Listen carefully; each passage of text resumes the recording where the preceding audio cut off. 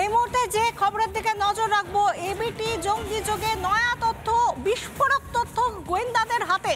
যেটা জানা যাচ্ছে এবিটি অর্থাৎ আনসারুল্লাহ বাংলা টিম, সেই জঙ্গি যোগে নয়া তথ্য পাওয়া যাচ্ছে। সেই তথ্যটা কি না, যারা পড়াশোনা জানা, বিশেষ করে যারা রসায়ন শিক্ষায় যারা শিক্ষিত, সেই সমস্ত যুবকদের জঙ্গি হিসেবে তাদের মস্তিষ্ক একেবারে তাদের মগজ ধোলাই করে চেষ্টা করা হচ্ছে যাতে করে তাদেরকে আরও উন্নত মানের আইইডি প্রশিক্ষণ দেওয়া যায়, আইডি তৈরিতে প্রশিক্ষণ দেওয়া যায়, আইডি তৈরি করা যায় আরও যাতে উন্নত মানের, সেই চেষ্টা।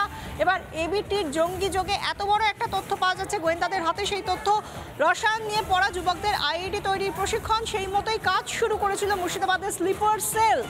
তারিকুলকে হেফাজতে নিতে চায় অসম এসটিএফ। যে তারিকুল এই মুহূর্তে খাগড়াগড় বিস্ফোরণের অন্যতম মাস্টার মাইন্ড, এই মুহূর্তে বেঙ্গল পুলিশের এসটিএফের হেফাজতে রয়েছে। 13 তারিখ পর্যন্ত তার হেফাজত থাকবে বলে জানা যাচ্ছে। এবং এই তারিকুল ইসলামকেই এসটিএফ, অসম এসটিএফ নিজেদের হেফাজতে নিতে চায়। নূর ইসলাম এবং আব্বাস আলীর সঙ্গে মুখোমুখি বসিয়ে জেরা করতে চায় অসম এসটিএফ।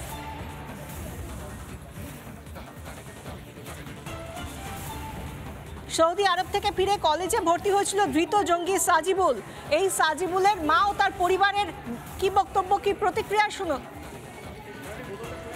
পড়ছিল আমতলা কলেজে ভর্তি হয়েছিল। আমার ছেলেকে 8 মাসে তুই, আমার স্বামী মরে গেছে, আমি স্বামীর ভিটেতে আমার ছেলে 2টা নিয়ে আমি থাকি। আমার ছেলেকে অন্যায় করে লেগেছে, আমার ছেলে কিছু জানে না। কোনো সৌদি আরবের কথা জিজ্ঞেস করছিল? সৌদি গিয়েছিল, তখন গরিবের সংসার খেটে খুঁটে খাবো, 2টো হবে, তাই বলে তো সৌদি আমার ছেলে খারাপ। তা আমার ছেলে ওই সৌদি গিয়ে ভালো রাস্তাতে গিয়েছে, সবাই যাচ্ছে সৌদিতে, 2টো টাকা পয়সা হবে কাজ করতে, তাবিলি। তাইলে সৌদিতে তো তোমার ডাকাতি করতেও যাবে না, ওরা তা ভাববে। ও বদমাইশ করতেও যাবে না, ও জিনিসপাতি কেনার লোকে যায় না।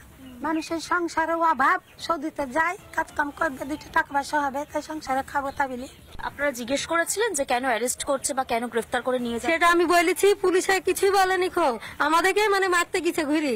সাজিবুল করতো কি? কত দূর পর্যন্ত পড়াশোনা করেছে? কি করতো সাজিবুল? কলেজে ভর্তি হয়েছিল, তারপরে কলেজে পড়ছিল। কোন কলেজে? আমতলা কলেজে। আমতলা কলেজে পড়ছিল। আমাদের সঙ্গে রয়েছেন আমাদের প্রতিনিধি ইন্দ্রাশিস, সরাসরি মুর্শিদাবাদ থেকে রয়েছেন এই মুহূর্তে। ইন্দ্রাশিস, একটার পর একটা তথ্য পাওয়া যাচ্ছে যেগুলো সত্যি বিস্ফোরক তথ্য, এবং তার মধ্যে সাজিবুলের মা, তার পরিবারের লোকজন বলছে যে একেবারে নির্দোষ ছেলে, কিন্তু তাকে পুলিশ ধরে নিয়ে গিয়েছে। এই সাজিবুল সম্পর্কে কি কি তথ্য পাওয়া যাচ্ছে?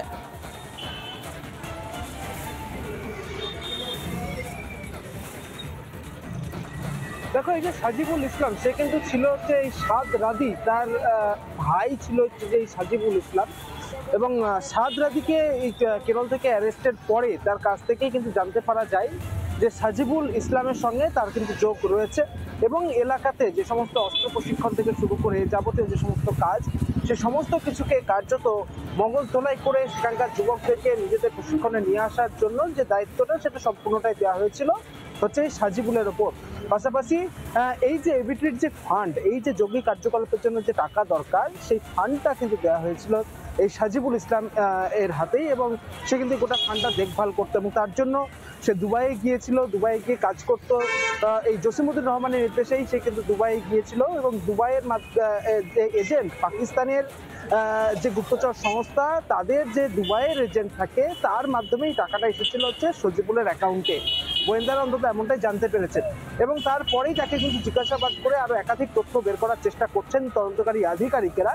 এবং সেই জায়গা থেকে দাঁড়িয়ে আরও তাৎপর্যপূর্ণ যে বিষয়, সেটা হচ্ছে যে এই যে একটা গোটা জঙ্গি গোষ্ঠী, একটা এবিটির নেটওয়ার্ক, সেটাকে এই বাংলা তো বটেই, বাংলার পশ্চিম অসম, সেইখানে ছড়িয়ে দেওয়ার পরিকল্পনার জন্য বিপুল অঙ্কের একটা কিন্তু ফান্ড দরকার ছিল। স্লিপার সেলকে সেখানে রাখা, ভেতরে যারা কাজ করবে তাদেরকে রাখা, আইডি যারা প্রশিক্ষণ দেবে তাদের জন্য আলাদা ফান্ড, সমস্ত ফান্ডের কিন্তু দেখভালের দায়িত্ব হচ্ছে এই সাজিবুলকে দিয়েছিল এই সাদ রাদি বলে গোয়েন্দারা এখন পর্যন্ত জানতে পেরেছে। বিশাখা, ধন্যবাদ ইন্দ্রাশিস। আমরা কথা বলেছিলাম এই নিয়ে প্রাক্তন সেনাকর্তা কর্নেল সব্যসাচী বাগচির সঙ্গে, তিনি আমাদের সঙ্গে ফোনে কি প্রতিক্রিয়া জানিয়েছেন শুনুন।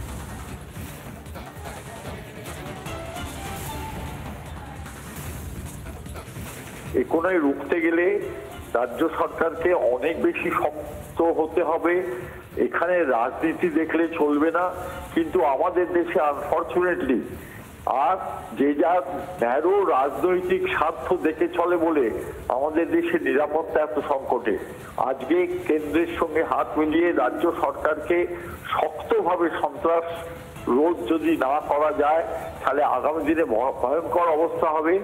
এবং 47 সালে যে বাংলাকে আমরা ভারতবর্ষে রাখতে সক্ষম হয়েছিলাম, আজকে অনুপ্রবেশ আইইডি সন্ত্রাসের কারণে সেই বাংলা আগামী দিনে আবার একটা নতুন ধরনের কাশ্মীর হয়ে উঠবে, আর তখন আমাদের যে বিপদ শতগুণে বেড়ে যাবে।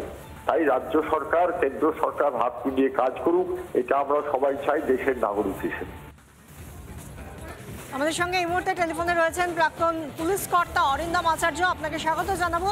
এবং সেই সঙ্গে জানতে চাইবো যেভাবে আমরা দেখতে পাচ্ছি এবিটি শুধু জঙ্গি যোগ তো ছিলই, এ রাজ্যে তো ছিলই, কিন্তু তাদের যেভাবে নেটওয়ার্ক বাড়ন্ত, এমনকি আরও উন্নত মানের আইইডি যাতে প্রস্তুত করা যায় তার জন্য শিক্ষিতদের বেছে বেছে জোগাড় করে আনা, সেভাবে জঙ্গি তৈরি করা হচ্ছে। এটা কি চলছে এই বাংলায়?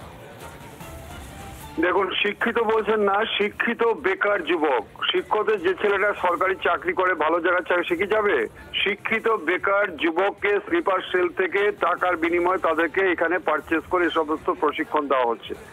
আপনাদের মনে রাখতে হবে এবিটি টিম যেটা বলেন, এই আনসারুল্লাহ যে আমরা সবাই এখন জানি শেখে, তার যে সদস্য শেখে সে হচ্ছে মুর্শিদাবাদ হরিহরপাড়া থেকে আব্বাস আলী ও মিনারুল শেখ। এই যে মিনারুল শেখের থেকে সবচেয়ে আশ্চর্যজনক যেটা ঘটনা হচ্ছে সেটা হচ্ছে খাগড়াগড় কাণ্ডে যে সুমন মানে তারিকুল যে জেলে আছে, সে আজকে সদস্য হয়ে একটা সুন্দর নেটওয়ার্ক তৈরি করেছে। আমার প্রশ্নটা হচ্ছে যে রাজ্য সরকার এখন স্টেট পুলিশ যেটা করছে আমরা সাধুবাদ জানাই, কিন্তু আপনি লক্ষ্য রাখবেন যেটা আসাম, ত্রিপুরা, ইন্টেলিজেন্স ফেলিয়ার ছাত্রছাত্রী আর কত দেখবো আমরা। অনেক ধন্যবাদ অরিন্দম বাবু। আমরা কথা বলছিলাম, অরিন্দম আচার্য প্রাক্তন পুলিশ কর্তা ছিলেন আমাদের সঙ্গে।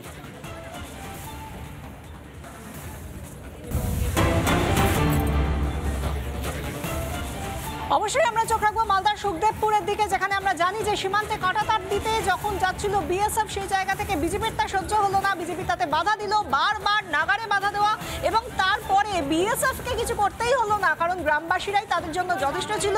বিজেপিকে ল্যাজ গুটিয়ে পালাতে হলো সেখানকার ভূমিপুত্র, ভারতের ভূমিপুত্রদের কাছে, রুখে দিল তারা, এবং সেই জায়গা থেকে চলে যেতে হলো বিজেপিকে। আজকের এই পরিস্থিতি কি জানবো, লেটেস্ট আপডেট আমাদের সঙ্গে রয়েছেন আমাদের প্রতিনিধি ভাস্কর। আজকের সকাল থেকে কি ছবি দেখতে পাচ্ছ? একদমই দেখো বিশাখা, আজকে সকাল থেকে মালদার সুখদেবপুরে যে ছবিটা তো দেখা যাচ্ছে সীমান্তে যেখানে কাঁটাতার দেওয়ার কাজ চলছিল। আমার ভিডিও জার্নালিস্ট সঞ্জয়কে বলো, সঞ্জয় একবার দেখানোর চেষ্টা করো যে অংশে কাঁটাতার নেই, যেখানে কাঁটাতার দেওয়ার জন্য স্থানীয়রা এবং বিএসএফ জওয়ানরা তারা চেষ্টা করছিলেন, আজকে সেই অংশের কাজ এখনো অবধি শুরু করা সম্ভবপর হয়নি।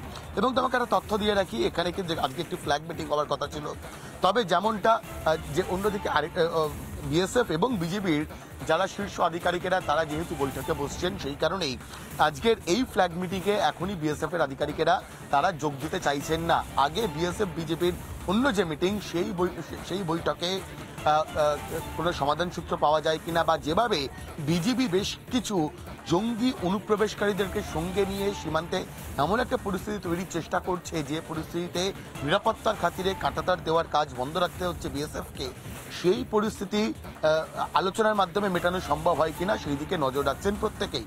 তবে এই মুহূর্তে ছবি যদি তোমাকে দেখাই বিশাখা, মালদার সুখদেবপুরে একমাত্র নিউজ চ্যানেল হিসেবে রিপাবলিক বাংলা আমরা রয়েছি, এবং এখানে দেখো সীমান্তের একটা বড় অংশে কোনো কাঁটাতার দেওয়া নেই। এই কাঁটাতার দেওয়ার জন্যই বারংবার চেষ্টা করছেন বিএসএফ জওয়ান এবং স্থানীয়রা। এমনকি আমরা কালকে এই ছবিটাও কিন্তু দেখিয়েছি বিশাখা, যে কাঁটাতার দেওয়ার জন্য যে লোহার স্ট্রাকচার কিংবা যে কাঁটাতার, সেই কাঁটাতার এনেও রাখা হয়েছে। কাজ শুরু হয়েছিল গতকালকে, তারপরে কিন্তু বিজিবি এবং যেভাবে এই বাংলাদেশি জঙ্গি অনুপ্রবেশকারী চোরাচালানকারীরা সীমান্তের একেবারে সংলগ্ন অঞ্চলে জমায়েত করলেন, নিরাপত্তার খাতিরেই কিন্তু এই কাঁটাতার দেওয়ার কাজ আপাতত স্থগিত রাখতে হয়েছিল। এবং আজকের দিনে দাঁড়িয়ে এখনো অবধি কিন্তু কাঁটাতার দেওয়ার যে কাজ সেই কাজ শুরু হয়নি। এখানকার বিএসএফ আর সেই জায়গা থেকে বিজেপি বিএসএফ এর মধ্যে কি বৈঠক হয়, কি আদৌ এই ফ্ল্যাগ মিটিং হয় কি হয় না, সেদিকেও নজর থাকছে। ধন্যবাদ ভাস্কর। সঙ্গে ছিলেন সুখদেবপুর থেকে সরাসরি আমাদের প্রতিনিধি ভাস্কর বসু। নানা ধরনের কন্টেন্ট দেখার জন্য লাইক করুন, শেয়ার করুন আমাদের ফেসবুক পেজ, সাবস্ক্রাইব করুন আমাদের ইউটিউব চ্যানেল। পাশাপাশি অন্যান্য ব্রেকিং নিউজের জন্য অবশ্যই চোখ রাখুন রিপাবলিক বাংলায়।